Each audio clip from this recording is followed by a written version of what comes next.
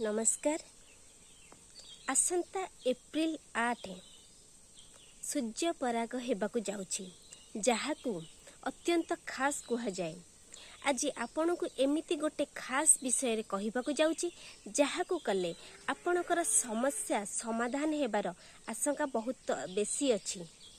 आपणको दुख और दारिद्र्यता दूर होई जिवो। आपण को एक विशेष गछर चेर को आनी बेकरे धारण करने पड़िबो। से गछ हैला अपामार्ग गछ, जार अनेक धार्मिक एवं आयुर्वेदिक गुण रही। एही गछरे स्वयं भगवान महादेव एवं माँ लक्ष्मी मध्य बास करती। एही गछ प्रायतः सबु जगार मिलिजिवो। जेहेतु माँ लक्ष्मी से बास करती, तेणु एहार उपयोग कले आपण धनजनित समस्या मुक्ति पाइबे।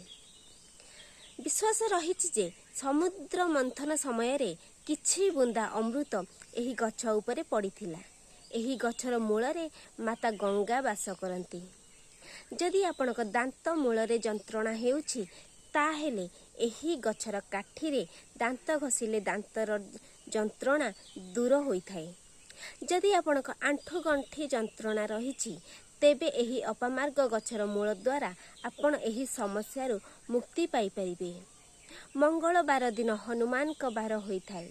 जदि एही दिन एही गछर मूल को आनी कोनोसी तिलक सहित मिसाई रखंतु एवं ताकू मथारे लगाइले सबु कार्य रे आपण सफल हेबे। रहूछि नमस्कार।